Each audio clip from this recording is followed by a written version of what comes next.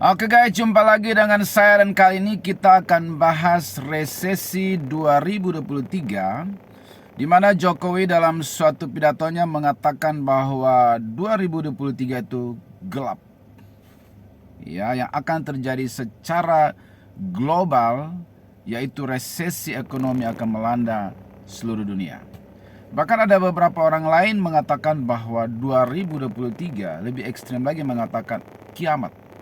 Karena resesi ekonomi yang global yang akan terjadi di tahun 2023. Ya, dan hal ini pasti membuat kita harus waspada dan siaga dan juga berjaga-jaga. Tetapi kali ini saya ingin kasih tahu ada satu peristiwa yang terjadi di Alkitab, resesi ekonomi yang terjadi di Alkitab, dan ada solusinya ya, dan kita bisa belajar untuk mengambil solusi yang terjadi pada waktu itu untuk bisa diaplikasikan hari ini menghadapi ancaman resesi 2023. Nah, peristiwa ini adalah terjadi pada zaman Firaun ketika Yusuf sedang ada di sana, ya, dan di dalam penjara karena dia difitnah telah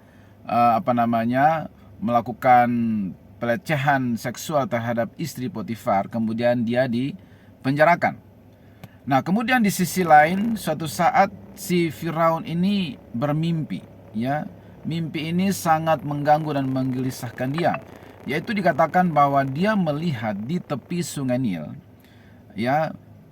Pertama ada 7 ekor kerbau yang tambun, yang gemuk, ya, sedang minum dan makan di tepi sungai Nil. Tiba-tiba kemudian muncul lagi 7 ekor kerbau lain yang sangat kurus. Kemudian 7 kerbau yang kurus ini menelan 7 kerbau yang gemuk tadi.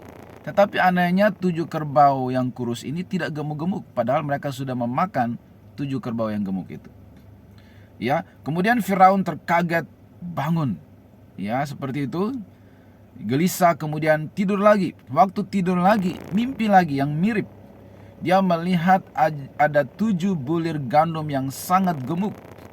Tiba-tiba muncul 7 bulir gandum yang lain yang sangat kurus, kering. Dan 7 bulir gandum ini yang kurus ini menelan lagi 7 bulir gandum yang gemuk ini. Kemudian dia terbangun waktu pagi.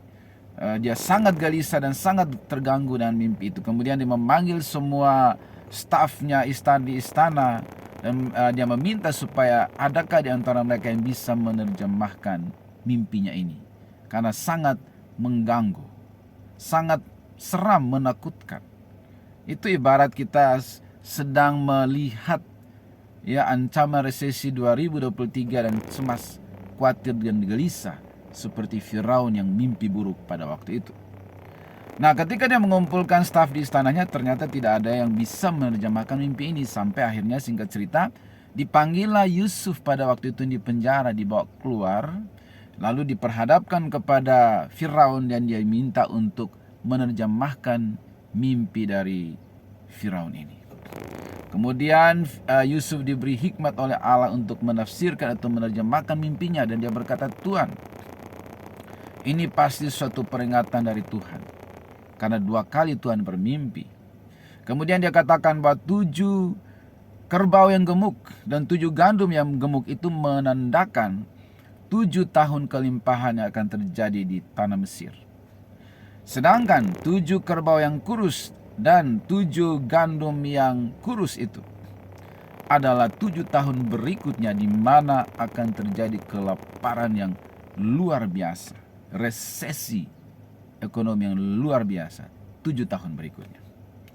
Lalu kemudian Yusuf menawarkan suatu solusi. Karena itu dia katakan, Tuhan hendaklah menempatkan orang-orang yang pintar untuk mengelola bangsa ini di masa 7 tahun kelimpahan itu. Harus dikelola dengan baik, harus menempatkan orang yang tepat.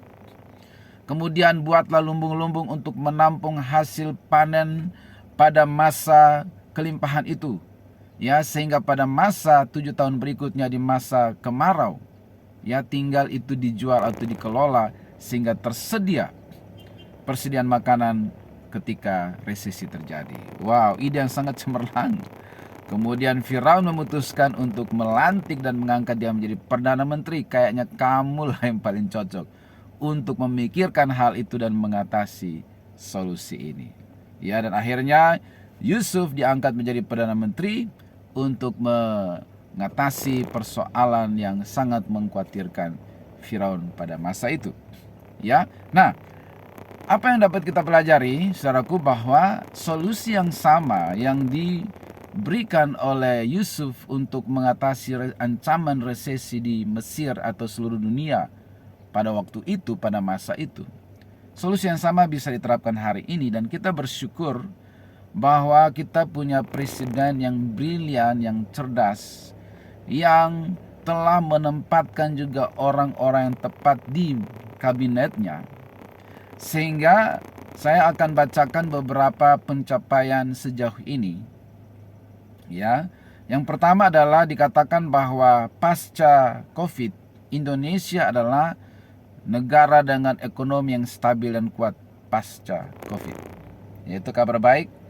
Ya, kemudian juga ada kabar dari IMF, ya, di mana Jokowi mengatakan bahwa beberapa negara sudah menjadi pasien IMF. Bahkan banyak negara lain yang sedang antri yang akan jadi calon pasien dari IMF. Ya, tapi di sisi lain IMF itu berpesan kepada Indonesia pada satu momen.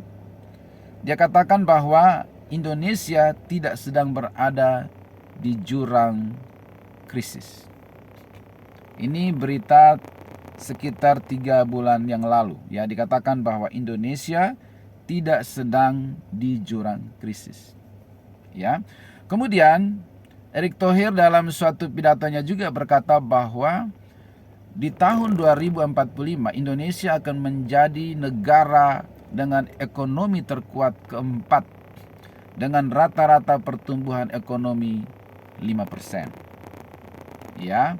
Dan salah satu yang membuat itu akan terjadi adalah satu, pemberdayaan UMKM, dan yang kedua adalah hilirisasi. Ya. Menteri BUMN Erick Thohir mengungkap saat ini Indonesia tengah menggenjot hilirisasi sektor pertambangan, sehingga kita tidak hanya ekspor bahan mentahnya saja, ya, tetapi juga turunan-turunannya. Ya. Kemudian saya kutip, dikatakan hilirisasi sumber daya alam sangat penting untuk mewujudkan Indonesia lebih mandiri karena mengurangi ketergantungan terhadap produk impor, sekaligus untuk berhenti mengekspor bahan baku mentah, melainkan barang setengah jadi atau jadi. Ya, sehingga kita akan kuat secara perekonomian. Karena dulu hanya ekspor bahan mentah, sekarang sudah setengah jadi atau bahkan bahan jadi.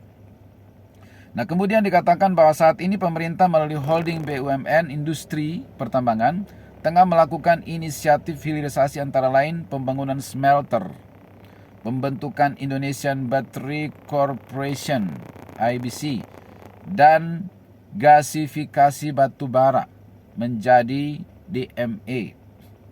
Selain akan menciptakan nilai tambah melalui proses hilirisasi ini, ya, nilai tambah produk, multiplier efeknya akan menciptakan berbagai peluang usaha lainnya, mendatangkan investasi, menyerap tenaga kerja dalam jumlah besar, sehingga akhirnya meningkatkan taraf hidup masyarakat. Nah, ini kabar baik dalam menghadapi resesi 2023.